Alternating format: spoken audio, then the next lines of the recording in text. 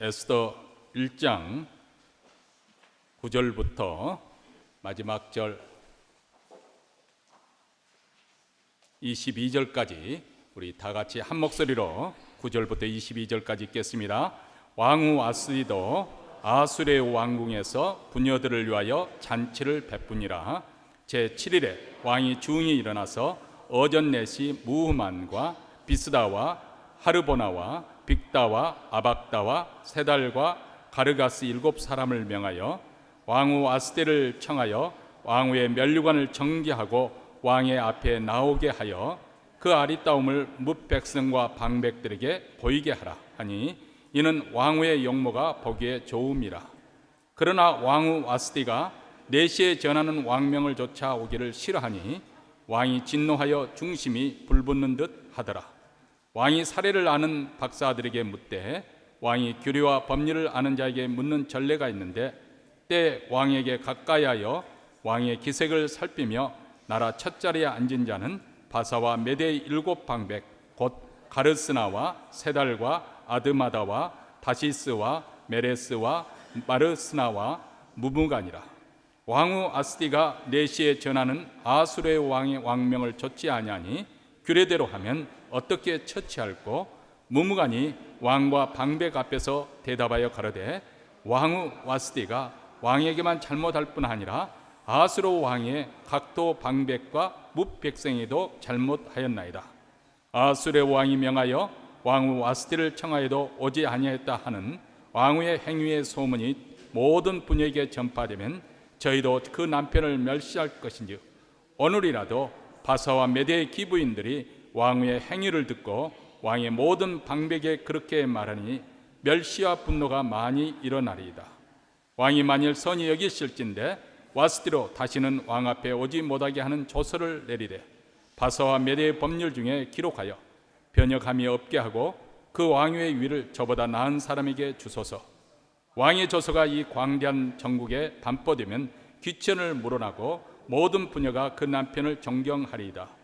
왕과 방백들이 그 말을 선히 여긴지라 왕이 무무간의 말대로 행하여 각도 각 백성의 문자와 방언대로 모든 도에 조서를 내려 이르기를 남편으로 그 집을 주관하게 하고 자기 민족의 방언대로 말하게 하라 하였더라. 아멘. 우리는 지난 시간에 이 세상에는 하나님의 왕국과 또 세상 왕국이 존재하고 있고 또 역사하고 있다는 사실을 배웠습니다. 하나님의 왕국은 하나님이 통치하시는, 하나님이 주관하시는 왕국을 의미하고 반면에 세상 왕국은 하나님의 주권을 부정하고 그분의 통치를 인정하지 않습니다. 그렇다면 이 세상 왕국은 하나님의 통치의 영역을 벗어나는 것일까요? 성경에 따르면 그렇지 않습니다. 비록 정사와 권세로 부리는 이 우주적 악의 세력이 하나님의 은혜의 통치를 거부하게 하고 죄와 사망의 권세로 자신들의 통치 아래 두려고 하지만은 하나님은 그 위에 계시고 그리고 이 세상, 이 우주 만물을 다스리고 통치하십니다. 다시 말하면 다른 어떤 영역에서도 어느 영역에서도 하나님의 통치를 벗어날 수가 없는 것이죠. 이렇게 세상에서 벌어지는 모든 일들이 하나님의 경영하심과 또 하나님의 섭리를 벗어날 수 없다는 그런 의미에서 세상은 하나님의 뜻 아래, 하나님의 주권 아래 있다고 우리는 말할 수 있을 것입니다. 그런데 여기서 우리가 조심할 점이 있습니다. 흔히 우리 그리스도인들은 좋은 일이 일어났어도 하나님의 뜻이다, 또 나쁜 일이 일어났어도 하나님의 뜻이라고 그렇게 말하기를 좋아합니다마는 사실 우리가 면밀하게 생각을 해보면 옳지 않은 부분도 있습니다. 내가 잘못한 경우도 하나님의 뜻이라고 말하면 안 되죠. 명백히 내게 부족함으로, 내 어리석음으로, 내 잘못된 선택으로 인해서 그 결과로 오는 것까지도 하나님의 뜻이었다고 말하면 하나님을 욕되게 하는 것입니다. 수년 전에 한국 국무총리의 후보로 올랐던 한 분이 계셨습니다. 근데 이분이 전에 강연에서 행했던 그 연설 때문에 문제가 되어서 결국은 국무총리 자리에 오르지 못하고 도중 하차한 그런 경우가 있죠. 그분이 강연회 때 말했던, 교회에서 되니 대학교에서 했던 것은 무엇이냐면 한일 합방이나 6.25 전쟁이나 그리고 군사 독재 정권, 그 모든 것이 바로 하나님의 뜻이었고, 하나님께서는 그것을 통해서 우리 민족을 단련시키고 연단시켜서 오늘날같이 부강한 나라로 그렇게 만들어 주셨다고 그렇게 주장을 했습니다. 우리 신앙인들은 충분히 공감할 수 있는 그런 내용이라고 생각이 되어집니다. 근데 다시 한번 우리가 그 발언을 면밀하게 검토해보고 조사해보면 부당한 부분도 없지 않아 있습니다. 그렇게 되면 우리 민족이 한일합병 당해서 그렇게 고통을 당하거나 유교 사변을 통해서 많은 어려움을 겪거나 또 군사 독재 정권에서 인권이 유린되는 그 상황이 하나님의 악의 조장에 의해서 되어진 것인가? 전혀 그렇지 않습니다. 하나님은 악을 조장하지도 원인도 되지 않습니다. 만약에 그 하나님의 뜻이었다고 그렇게 한다면 가해자는 그렇다면 결국은 하나님의 도구로 사용돼서 우리나라를 부강하게 했으니까 그들은 처벌할 근거가 없어지는 것이죠. 하나님께서 왜 이 땅에 심판을 가져오게 하는 것일까요? 우리의 잘못된 행동에 대해서 책임을 묻는 것이 심판의 이유가 아니겠습니까? 그뿐만 아닙니다. 한 걸음 더 나가서 만약 이런 식으로 주장하게 되면 마치 이 세상의 역사는 승자에 의해서 독식되어 버리는 것이죠. 그 결과론적으로 가지고 우리 민족이 그렇게 해서 부강하게 되었으니까 잘된 것이 아니냐. 그래서 그런 과정 속에 일어났던 악한 일조차 다 정당화되어 버리는 그런 일이 벌어지게 되는 것이죠. 그러므로 우리가 조심해야 될 것이 있습니다.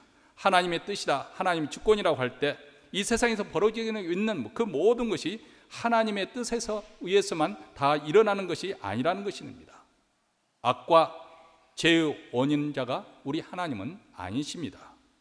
그런 일들은 하나님의 통치에 불순종하거나 대적하는 어둠의 권세 아래 일어나는 것이고, 물론 하나님께서는 이 세상에 벌어지는 그 불행한 일조차도 또 시련과 고난을 통해서도 궁극적으로는 우리에게 더 큰 유익과 또 결실을 가져다 주시는 분이십니다. 그러나 그런 경우라도 하나님께서 그런 악이 일어나도록 허용은 하시지만은 그 악의 조장자는 아니십니다. 악을 창조하거나 제공하는 분은 아니시다 그 말입니다. 모든 불행과 고난의 일차적인 제공자는 이 세상에 역사하고 있는 죄와 그리고 악인들과 어둠의 권세자들에 의해서 일어나는 것이죠. 이 악의 세력은 끊임없이 하나님의 은혜의 통치를 뒤흔들고 이 세상을 혼돈과 공포로 끌고 가려고 하는 것입니다. 그래서 하나님의 통치를 거부하게 해서 죄의 비참과 불행으로 빠뜨리라고 하는 것이 궁극적으로 사단이 노리는 목표입니다. 그런데 이런 사단의 역사와 인간의 죄악이 하나님의 뜻을, 하나님의 섭리를 좌절시키는 것인가? 그렇지는 않다는 것입니다. 이 점이 바로 우리가 강조하고자 하는 것입니다.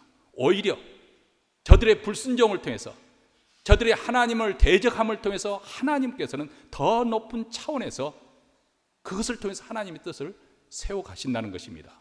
이 점이 참으로 놀라운 것이고 이것이 바로 하나님의 지혜입니다.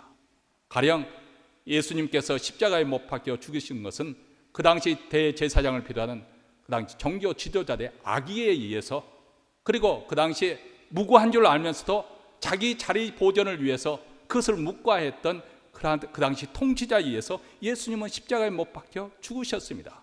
이 배후에는 악한 세력, 악의 세력들이 역사한 것이죠. 그래서 악이 승리한 것처럼 그렇게 보이지만은, 그런데 놀랍게도 하나님께서는 그것을 통해서 우리에게 구원의 문을 활짝 열어주시는 하나님의 뜻이 성취되었다는 것이죠. 그것이 바로 하나님의 섭리요 하나님의 주권입니다. 그렇기 때문에 저들의 것은 심판과 멸망이 기다리고 있는 것이죠. 성경 전체가 우리에게 말씀해 주는 중요한 주제이고, 이런 하나님의 나라의 역사관을 가지고 사는 우리 자신에게 오늘 말씀도 이런 관점에서 에스더서를 바라보도록 그렇게 만들어 주십니다. 다시 말하면 우리와는 별로 신앙과는 상관이 없어 보이는 이 세상에 일어나는 그 모든 일들, 마치 세상 주권자들이 이 세상을 좌지락 우지락하면서 세상을 통치해 가는 것 같지만은 하나님은 그 위에 계시고 이 세상 만물을 섭리하고 계시고 주관하고 통치하고 하나님의 뜻대로 작정하신 대로 이루어 가신다는 것입니다. 여러분, 에스더서는 성경 66권 가운데 하나님의 이름이 언급되지 않은 유일한 책입니다. 심지어는 하나님의 이름으로 드리는 기도문조차 발견할 수가 없습니다. 하나님이 여기 계신다고 소리치는 사람도 등장하지도 않고 하나님 자신도 내가 여기서 이렇게 역사한다, 내가 이 모든 것을 주관하고 있다, 이 모든 내가 작정된 대로 이루어진 것이다, 그렇게 말씀하시지도 않습니다. 한마디로 이 책 속에는 하나님의 모습이 완전히 감춰져 있습니다.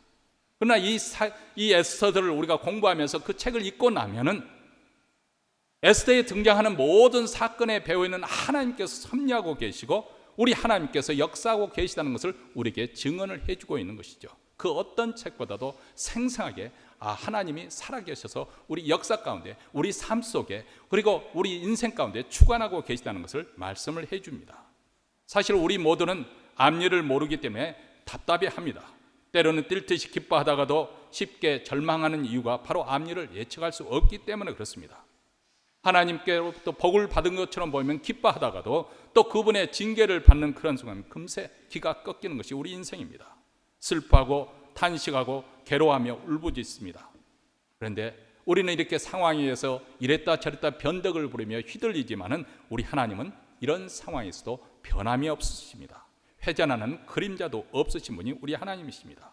그분은 자신의 계획을 분명히 알고 계시고 마음에 작정한 뜻을 그대로 성취해 가시는 분이십니다. 그분은 결코 변덕을 부리지 않습니다. 기분이 내키는 대로 행동하시지 않습니다. 그분은 분명한 목적이 있으시고 그 목적을 성취하는 일에 결코 실패하지가 않습니다. 에스더서 1장을 우리가 살펴보면 6달 동안 그들이 아주 흥청망청 난잡한 그런 주연을 즐기면서 또 아내에게 대한 절대권을 확보하고자 했던 남자들의 탐욕스러운 이야기가 채워져 있습니다. 도대체 이 내용이 하나님의 구원의 역사와 무슨 상관관계가 있단 말인가?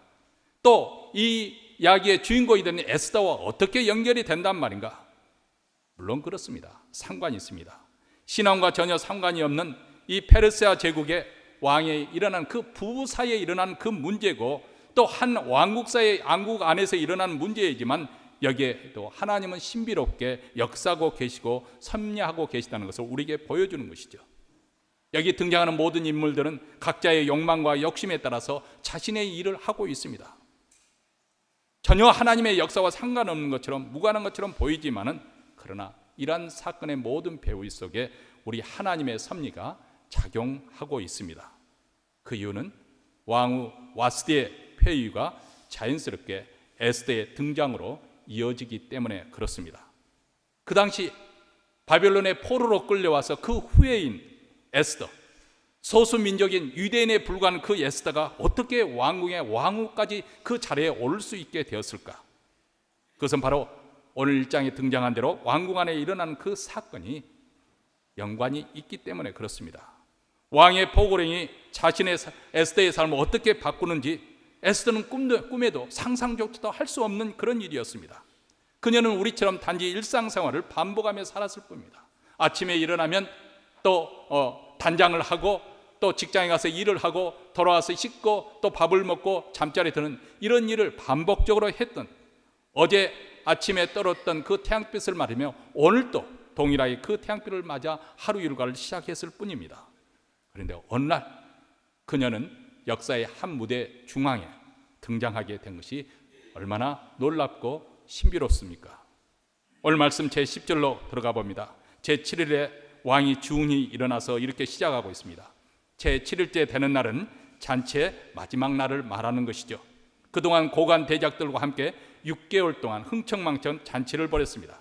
그리고 난 다음 수산상에 있는 모든 사람들을 불러들여서 7일간 또 추가적인 잔치를 벌였으니까 자, 이 정도 되면은 완전히 술에 쩔어 있겠죠. 술에 취해 있었을 것입니다. 아마 그 왕국에는 맑은 정신을 가진 사람은 별로 없었을 것 같아요. 그래서 에스더 저자도 왕이 주흥이 일어나서 이렇게 단서를 달고 있고 앞으로 벌어질 사건이 이 술기운의 연장선에서 일어날 것을 넌지시 암시를 하고 있습니다. 그러면서 어전넷이 7사람이 나열이 되어 있고요. 이것은 바사 제국, 그 페르시아 제국이 얼마나 과도한 소비를 할 수 있는 만큼 그렇게 부강한 나라인가, 부유한 나라인가, 그것에 어울리는 규모의 시종들을 거느리고 있고 방백들이 있다는 것을 보여주고 있는 것이죠. 왕은 지금 물질적인 향락을 이렇게 누리고 있을 뿐만 아니라 신하들을 완전히 자기 수족처럼 부리는 그런 정치적 절대 권력을 누리고 있습니다. 왕이 일곱 내시를 보내서 왕후 와스대를 왕 앞으로 불러오도록 합니다. 그 목적은 왕후의 아리따움을 무 백성들과 방백들 앞에서 자랑하기 위함이다.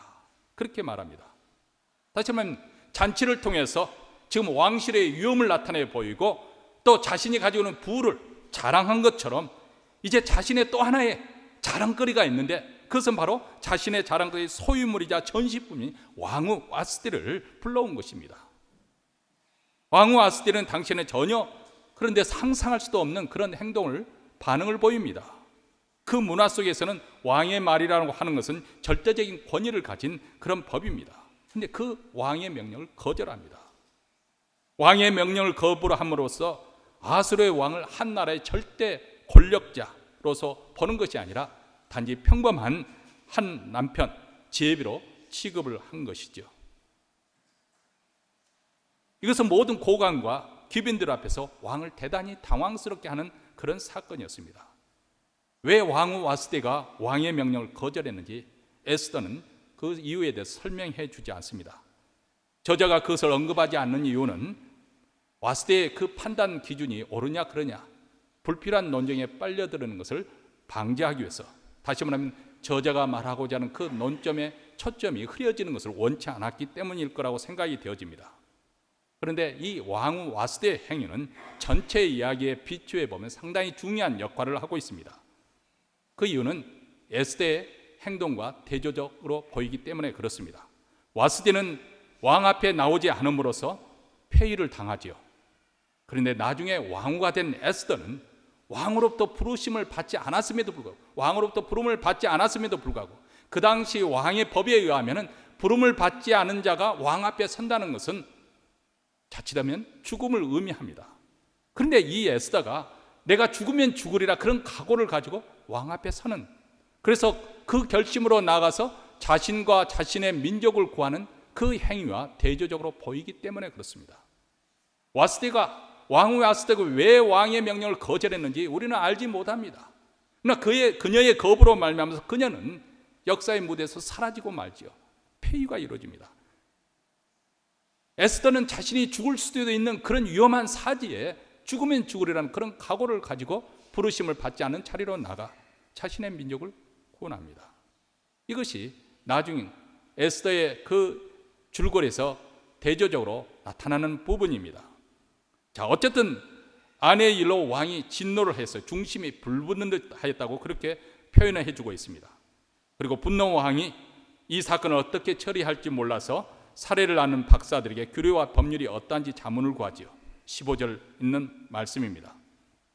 네, 이 질문 부분이 상당히 코믹한 부분입니다. 왕후 와스티가 내시에 전한 아하스로 왕명을 좋지 않냐니 규례대로 하면 어찌 처치할꼬.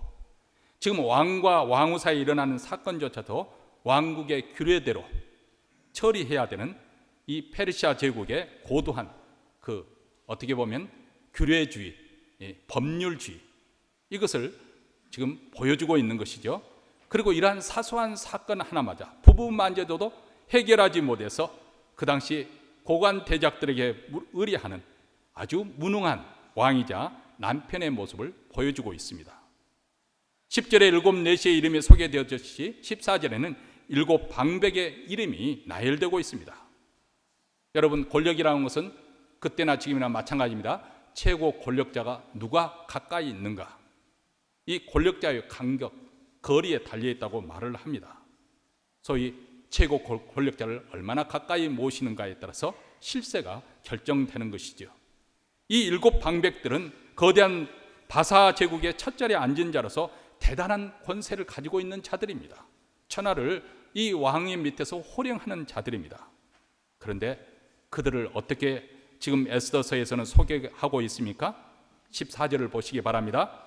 때에 왕에게 가까이하여, 왕에 가까이한 그런 측근이라는 거죠. 왕의 기색을 살피며, 이 부분이 참 코믹스럽지 않습니까? 그들은 더 이상 오를 수가 없는, 왕위에는 더 이상 오를 수가 없는 최고의 자리까지 오른 사람들이에요. 아주 유능한 사람이고 탁월한 사람이고 뛰어난 사람이고 대단한 권력을 가진 사람이고 아주 밖에 나가면 대접을 받는 위세가 당당한 사람들입니다.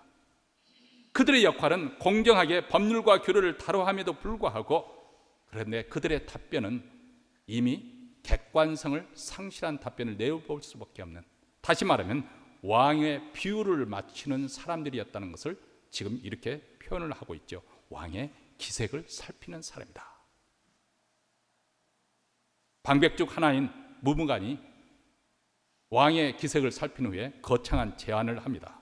먼저 와스데의 잘못은 단순히 왕과 왕의 문제가 아니라 국가 전체의 문제라고 지적을 하죠. 이것도 논리의 비약입니다. 이 소문이 모든 부녀에게 전파되면 부녀들이 남편을 멸시할 것이다. 이것도 논리의 비약입니다. 그는 이렇게 논리를 비약시키면서 모든 부녀들에게 과장을 하고 있고 남편을 멸시할 것이라고 추측을 하면서 이것에 대해서 18절에 오늘이라도 하고 긴급한 일인 것처럼 그렇게 긴박성을 더하고 있습니다.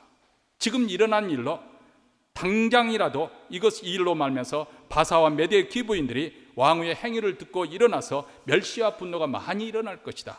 이렇게 그것을 과장하고 있습니다. 여기서 멸시라고 하는 것은 여자들이 남편을 멸시하는 것을 의미하고 있고 그 결과로 말면서 남편들이 분노할 것이다. 이렇게 해석할 수 있겠습니다. 사실 저자는 무무간의 이 말을 통해서 왕과 왕후 사이에 일어난 일들을 간접적으로 해석하고 있는 것이죠. 와스데는 왕을 무시했고 왕은 그것 때문에 분노했습니다. 이것이 지금 일어나고 있는 가정의 불화의 화근이라고 그렇게 해석을 하고 있는 것이죠. 한 걸음 더 나아가서 무무간은 왕이 어떻게 행동해야 될까 지시를 합니다. 왕후의 와스디로 하여금 다시는 왕 앞에 나오지 못하게 조서를 내리고 바사와 메대의 법률 중에 기록하여 변경이 없게 하고 왕후의 위는 저보다 나은 사람의 주라고 말합니다.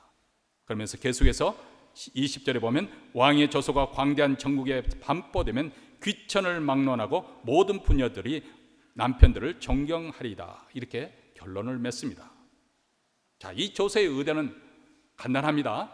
남편의 말에 불순종하는 여인이 어떻게 되는지를 와스디를 통해서 본을 보여줌으로써 모든 부녀자들이 남편을 존경하게 하고 남편으로 하여금 집안을 주관하게 하겠다는 것이죠.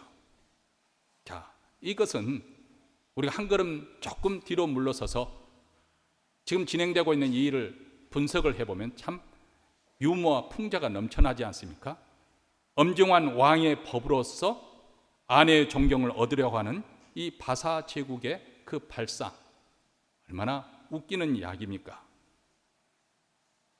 부부 사이에 이런 일도 일어날 수 있고 저런 일도 일어날 수 있는 일을 법률로서 강제해서 그래서 아내의 존경심을 얻겠다 하는 것이죠. 이 조선은 왕후 아수대를 폐위한 것이 결국 왕이 그녀를 통해서 통제하지 못하고 존경받지 못하고 있다는 것을 전제로 하고 있는 이야기입니다. 그래서 이런 조서를 전국 방방곡곡에 각 민족의 언어대로 번역을 해서 반포를 하게 되면 사람들이 어떻게 알겠어요? 아하, 우리 왕이 자기 아내를 통제하지 못하는 아주 무능한 남편이구나. 이것을 간접적으로 역으로 그것을 광고를 하고 있는 것과 똑같은 것이죠. 그런데 이 머리 좋은 방백들은 한결같이 무무간의 의견이 좋다고 지금 찬성을 하고 있습니다. 여러분, 여기에 등장하는 바사 왕, 이 아수라 왕은 자신의 절대 권력을 자만심과 한락과 유익을 위해서 사용하는 자의 그런 독재자의 전형적인 모습입니다. 그에게는 모든 것이 다 자기 자신만을 위해서 존재하는 소유물에 불과한 것이죠. 왕과 아스디 아내도 전쟁터에 나갈 군인들도 바사의 제국의 백성들도 왕국 자체도 자신을 위해서 존재한다고 생각한 사람입니다. 그 입에서 법과 규례를 말하고 있지만은 이 사람은 술에 취하여 어떤 결정을 내릴지 예측하기 불가능한 사람입니다.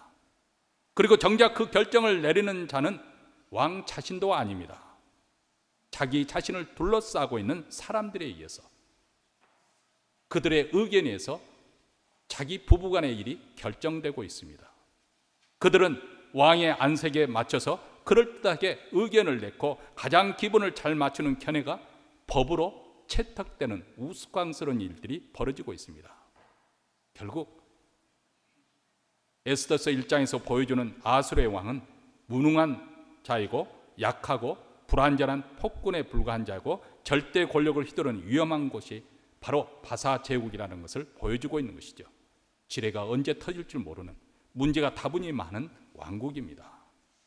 왕후인 와스디 그는 한 번의 실수로 왕 앞에서 사라져야만 했습니다.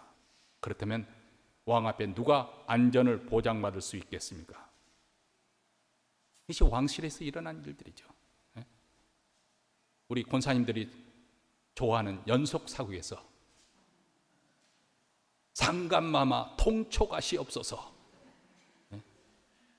바로 왕궁에서 일어나는 일들입니다. 모순과 비논리가 통하고 음모가 술수가 먹히고 지극히 남성 우월적이고 남성 중심적인 이 사회. 그런데 이런 사회 속에서, 이런 왕궁 속에서 왕후가 된 에스더가 어떻게 이 개팍하고 무능한 왕을 또 다룰 것인지, 어떻게 해서 난관을 뚫고 자신과 자신의 민족을 구원할 것인지, 참으로 흥미롭지 않습니까? 재밌죠? 네, 성경이 재밌습니다. 성경을 오해하시면 안 돼요. 성경이 재밌습니다. 자, 세상적인 관점에서 보면은 아수르 왕은 절대 권력을 지닌 자입니다. 아주 대단한 인생을 살고 있습니다. 정말 내가 그렇게 되지 못해서 한이지, 그렇게만 될 수 있다면 세상 모든 남자들은 그렇게 살고 싶어 합니다. 그들은 뻐기고 으스대기 좋아하고 군림하고 지배하고 교만합니다. 그것이 세상 왕국의 전형적인 특징이라는 거예요. 근데 사도 바울은 하나님을 떠난 어리석은 인생에 대해서 이렇게 설파하고 있습니다.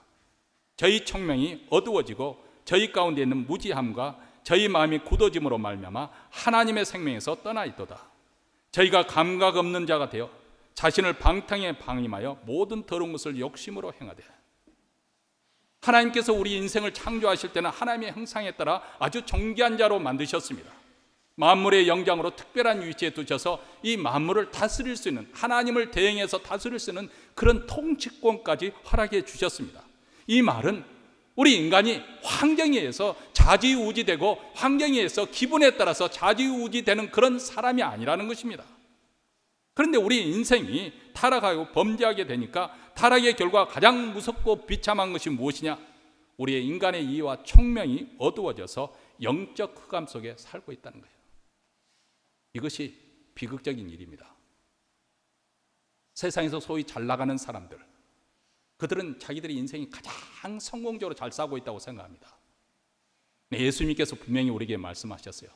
세상 사람들이 다 좋아하고 세상 사람이 그 길이 편하다고 하고, 그리고 안락한 길이다 하고, 그리고 그 길이 부러워할 만한 그 길을 모든 사람들이 그 쫓아서 가고 있는데 그 길의 끝은 멸망이니라, 이렇게 말씀을 하고 있습니다. 그들은 자신들의 어리석은 선택을 하여서 멸망을 향하여 가는 줄 모르고 자기들은 인생을 가장 잘 살고 있고, 그리고 사람들의 군림하는 것을 가장 보람되게 뿌듯하게 생각하면서 인생을 삽니다. 한마디로 어리석고 미련하고 무지한 존재가 된 것이죠. 그리고 그 결과로 그들은 심지어는 도덕적인 감각까지 있고 제멋대로 방탕에 빠져서 온갖 더러운 짓을 하고 있다고 그렇게 말씀합니다. 우리는 최근에 일어났던 자꾸 사실 미국에 사니까 미국 일에 더 관심을 가져야 되는데요. 한국에 일어났던 뉴스에 귀가 가는 것은 어쩔 수가 없는 것 같습니다. 좋은 소식도 또 한국에서 계속 쏟아져 나오고 있어요. 지금 BTS가 전 세계적으로 지금 휩쓸어, 우리들만 모르고 있지 세상 사람들은 지금 열광을 하고 있어요. 젊은 세대들은 막 그들의 혼을 빼가고 있습니다. 얼마나 그 공연을 잘하고 있는지 제가 기회가 있으면 한번 참관하고 난 다음에 현장을 생생하게 전해줄 텐데 제게는 아마 그럴 기회가 없을 것 같습니다. 너무 비싸가지고. 또 지금 청소년 축구팀이 8강인가요? 4강인가요? 4강. 저보다 잘 아시네요. 그렇게 실력이 탁월한 팀들을 다 꺾고 그렇게 올라섰어요. 또 손흥민이가 얼마나 또 잘합니까? 우리 마음을 시원하게 또 그렇게 또 기분 나빴다도 소식을 들으면 기분이 좋잖아요. 이렇게 좋은 소식들도 많이 있지만은 어두운 소식도 많이 들리는 것 같아요. 근래 와서 일어났던 것은 한 남성이 여성을 성폭력한 그 과정에서 아주 잔인하게 살해한 그런 사건이 이렇게 사람들의 공분을 사게 만들었고요. 또 한 사건은 반대로 여자가 전전 남편에 관해서 아주 잔인하게 살해를 하고 죽이고 난 다음에도 토막 살인을 해가지고 뭐 어떻게 처리했다는데 끔찍해서 제가 전달하지 못할 정도로 그런 일들이 일어났습니다. 여러분, 오늘날 사람들이 뭐 한국만 그러겠어요? 이렇게 갈수록 거칠고 사납고 무정한 까닭이 무엇일까? 하나님을 더 이상 두려워하지 않기 때문에 그렇습니다. 하나님을 더 이상 경외하지 않는 거예요. 하나님의 존재를 더 이상 인정하지 않게 되고 하나님을 두려워하지 않게 되니까 사실 들키지만 않으면 모든 죄가, 모든 악이 가능해졌습니다. 더 이상 양심의 가책을 거리낄 이유가 하나도 없는 것이죠. 여기에 온갖 비리와 방탕, 그리고 부정과 부패, 불의와 거짓, 증오와 살인, 음란과 강패가 다 마치 그 두 개 번물 터지듯이 지금 온 세상을 휩쓸어가고 있습니다. 사실 여기 앉아있는 우리들도 많은 부분에서 도전을 받아야 될 부분이 있습니다. 우리의 어리석은 생각이긴 하지만은 돈만 많으면 이 세상이 살만하다고 생각하는 우리 그리스도인들이 얼마나 많습니까? 물론 돈 가지고 우리가 좋은 일도 많이 할 수 있지만은 과연 좋은 일을 하기 위해서 돈이 많다고 생각할까요? 그렇지 않습니다. 돈이 많으면 결국 자신이 하는 것은 다 호의호식, 자기 자신을 위해서, 자기 가족들을 위해서 사치스럽게 살고 편하게 살고 위세당당하게 사람들에게 떵떵거리고 살기 위해서 돈 많기를 원하는 거 아니겠습니까? 그래서 할 수만 있다면 우리 그리스도인들도 세상과 영합하려고 하고 편승하려고 하고 타협하려고 합니다. 다시 하면 세상과 짝하여 살려고 합니다. 사도 야고보는 이런 그리스도인들을 향하여 간음하는 여자여 이렇게 말하고 있습니다. 간음하는 여자여. 여기서 여자란 말은 죄송스럽습니다만 이 믿는 성도들을, 교회를 대표해서 하는 말입니다. 다시 말하면 하나님과 나 사이의 관계 속에서 그 어떤 것도 끼어들지 말아야 되는데 탐욕, 탐심이 우상이 되어서 하나님 대신에 우리 마음의 첫 번째 자리를 타자고 하는 이것이 바로 간음이라는 거예요. 영적 간음. 우리는 이런 시대에 지금 살고 있습니다. 자칫하면 우리가 정신을 바짝 차리지 않으면 이런 시대에 함께 쏠려 내려가는 것이죠. 그래서 사도 바울은 이런 시대에 살아가는 그리스도인을 향해서 옛사람을 벗어버리고 새사람을 입으라고 우리에게 말씀을 하고 있습니다. 너희는 유혹의 욕심을 따라 썩어져가는 구습을 쫓는 옛사람을 벗어버리고 오직 심령으로 새롭게 되어 하나님을 따라 의와 진리의 거룩함으로 지으심을 받은 새사람을 입으라. 정욕에 사로잡혀 썩어져가는 낡은 인간성을 버리라고 옛 생활을 청산하라는 것입니다. 그리고 마음과 생각이 새롭게 되어 하나님의 형상대로 창조된 새 사람으로 갈아입으라.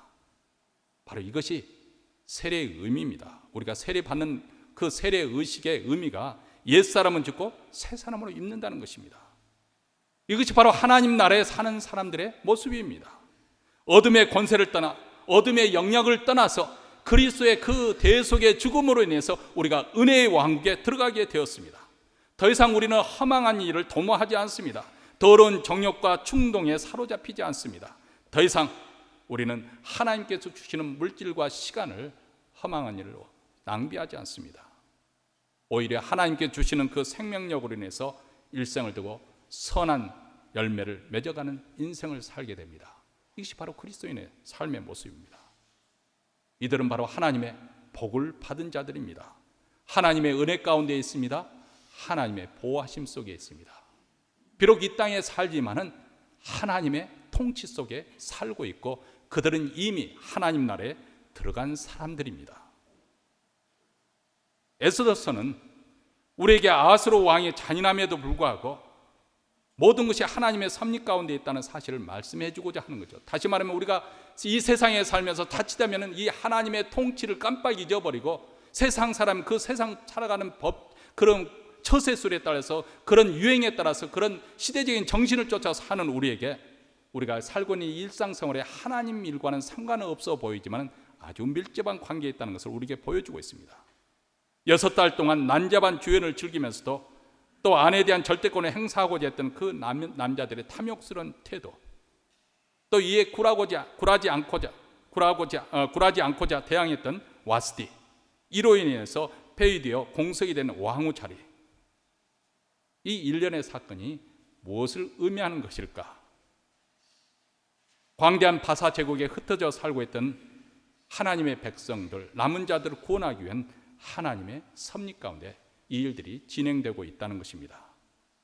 이런 일들의 모든 배후 속에 우리 하나님은 역사하고 계시고 섭리하고 계시고, 심지어는 사람들의 마음을 움직이시고, 때로는 유격적이고 세속적인 동기에서 이루어진 그 일조차도 하나님의 완벽한 그 계획을 성취하는 데 사용되고 있다는 것입니다. 여기서 다시 한번 강조합니다. 그렇다고 해서 하나님께서 그들로 하여금 죄를 지으라고, 부부간에 이혼하라고 그렇게 하나님께서 바람을 넣은 것이 아닙니다. 그들의 어리석은 판단과 선택에서 그렇게 결정을 했지만은 이런 악한 일조차도 우리 하나님은 합력해서 선을 만들어 창출해 내신다는 것입니다. 우리 하나님은 항상 불꽃 같은 눈길로 각 사람을 감찰하십니다. 방탕한 잔치판을 벌이고 하나님 무시하는 통치자들의 부당하고 성급하고 어리석은 결정이 내리는 동안에도 우리 하나님은 팔짱을 끼시고 간망만 하시는 분이 아십니다. 그분은 창세 이래로 계속 일하고 계십니다. 물론 그분의 일하시는 방법은 우리의 방법과 우리의 생각과 다를 수가 있습니다. 우리는 하나님의 개입하시면 당장 모든 순간 상황들이 뒤바뀌게 될 것을 그렇게 생각하는 경향이 있습니다. 오늘 당장에, 아니면 이번 주가 다 지나기 전에 하나님의 개입과 간섭으로 세상이 뒤집어지기를 기대합니다. 우리 하나님은 우리 인간의 시간에 매이시는 분이 아니십니다. 우리 하나님의 일하시는 그 스타일은 극도로 신중할 뿐만 고통스러울 정도로 느릴 경우가 있습니다. 심지어는 일상생활 속에서 도대체 하나님이 역사하고 계시는가, 그런 의문점이 들 정도로 우리 하나님은 아주 자기 자신을 감추시며 일하시는 경우가 있습니다. 그래서 어떤 시인은 하나님의 맷돌은 느리지만 확실히 돌아간다, 이렇게 의미심장한 말을 남겼습니다. 이 점을 우리가 명심하지 않으면 우리 신앙인조차도 조급한 나머지 잘못된 선택, 성급한 판단을 내리기가 쉽습니다. 아니면 두려움에 사로잡혀서 아무런 행동도 취하지 못하는 잘못을 범할 가능성이 높습니다. 그렇기 때문에 우리는 하나님 말씀에 귀를 기울여야 됩니다. 이사야서 55장 8절부터 나오는 말씀입니다. 여호와의 말씀에 내 생각은 너희 생각과 다르며 내 길은 너희 길과 달라서 하늘이 땅보다 높음 같이 내 길은 너희 길보다 높으며 내 생각은 너희 생각보다 높으니라. 비와 눈이 하늘에서 내려서는 다시 그리로 가지 않고 토지를 적시어서 싹이 나게 하며 열매를 맺게 파종하는 자에게 종자를 주며 먹는 자에게 양식을 줌과 같이 내 입에서 나가는 말도 헛되이 내게로 돌아오지 아니하고 나의 뜻을 이루며 나의 명하여 보낸 일에 형통하리라, 이렇게 말씀을 하고 있습니다. 윌리엄 카우퍼라는 이분은 아주 젊은 나이에 일찍 성공의 길로 돌아선 영국의 한 변호사였습니다. 근데 그는 영국 의사당 안에서 아주 비중 높은 변론을 하게 되어 있었는데 그 일에 대해서 아주 긴장과 부담감을 많이 가진 나머지 지나치게 스트레스를 많이 받아서 그만 쓰러지고 말았습니다. 그 이후에 출세의 가도를 달리던 그의 인생이 망가지기 시작했습니다. 그래서 32살이 되었을 때 그는 인생이 너무 고통스럽게 느낀 나머지 이런 인생을 계속 살기보다는 차라리 포기하는 게 낫겠다 결론을 내렸습니다. 그래서 그는 강에 뛰어들을 작정으로 마부에게 테임스 강을 향해 가자고 말했습니다. 근데 그 청년의 표정을 보니까 너무 심각한 나머지 무슨 일이 일어날 것 같아서 마부는 청년을 내려놓고 그를 지켜보고 있다가 강에 투신하는 그 순간 그를 붙잡았습니다. 그리고 그 청년을 향해서 이렇게 말했다고 합니다. 앞길이 창창한 젊은이가 이렇게 하면 어떡합니까? 용기를 가지고 그 용기를 가지고 굳세게 사십시오. 그래서 어쨌든 그 마부 때문에 첫 번째 계획이 실패했습니다. 그래서 그는 집에 돌아오자마자 음독 자살을 이번에는 시도를 했습니다. 근데 그 이웃집 사람이 우연히 그의 집을 방문했다가 아직 그가 숨을 쉬고 있다는 것을 확인하고 해독제를 먹여서 살려냈습니다. 그래서 두 번째 자살에도 실패한 그가 내가 이래서는 죽을 수가 없겠구나 해서 이번에는 면도날을 가지고 손목에 동맥을 끊고자 했습니다. 그런데 이번에도 놀랍게도 면도날이 부러지는 바람에 세 번째 시도마다도 실패하고 말았습니다. 네, 이 사람이 거기서 멈췄으면 좋을 텐데 그래도 포기하지 않고 네 번째는 꼭 성공하려 결심하고 목을 매달았습니다. 네, 목을 매단 순간 또 그를 수상하게 여기던 이웃 사람이 달려와서 매달리는 그를 발견하고 곧 끈을 풀어서 병원에 가서 살렸다고 합니다. 그래서 이분이 병원에서 나는 죽을 수도 없는 운명인가 보다, 그래서 포기를 했다는 것이죠. 근데 그런 상황에 있을 때 그 이웃 사람이 그를 불쌍히 여겨서 그에게 복음을 전해 주었습니다. 그래서 예수의 생명의 복음이 그의 심령에 스며들게 되니까 그가 새 사람이 되었어요. 그 인생의 새 출발이 이루어졌습니다. 그래서 그분이 하나님을, 은혜를 찬송하는 그런 찬송가를 많이 작시를 했었는데요. 이분이 그 하나님의 섭리 가운데, 보이지 않는 하나님의 섭리 가운데 목숨을 건지게 돼서 삶을 살게 되고 난 다음 다음과 같은 그런 찬송시를 남겼습니다. 하나님의 신비는, 하나님의 역사는 신비로워라. 그분은 기적을 행하시며 바다 위에 발자국을 남기시며 폭풍우를 타고 가신다네. 깊이를 알 수 없는 광산에 실수가 없는 완벽한 솜씨로 찬란한 계획을 아로새겨 놓으시며 주권적인 뜻을 이루어 가신다네. 인간의 연약한 감각으로 주님을 판단하지 말고 그분의 은총을 신뢰하게나. 겉보기에는 불온한 섭리처럼 보여도 그 이면에 하나님의 웃으시는 얼굴이 감춰져 있음을 잊지 마시게. 여러분, 말씀의 결론을 맺습니다. 하나님의 주권적인 섭리를 믿는 사람은 잠잠히 기다릴 줄 아는 사람입니다. 그는 조급해하지 않습니다. 자신의 인생이 실패했다고 패배감에 사로잡히지 않습니다. 그는 충동에 사로잡혀 잘못된 선택을 하는 사람이 아닙니다. 오히려 끈기 있게 인내하며 기다립니다. 그는 실망한 나머지 하던 일을 포기하는 사람이 아닙니다. 오히려 맡겨진 일에 최선을 다합니다. 우리 힘으로 상황을 바꿀 수는 없지만은 그래도 그 가운데서 하나님의 섭리가 이루어지고 있다는 사실을 믿습니다. 그렇기 때문에 하나님을 신뢰하고 하나님을 의지합니다. 이런 견고한 믿음 속에 그는 하나님을 바라보고 전진해 가는 것이죠. 우리 모두 다 흔들림 없이 오늘의 최선을 다하는 그런 삶을 사는 우리 모두가 되시기를 주의 이름으로 축원합니다.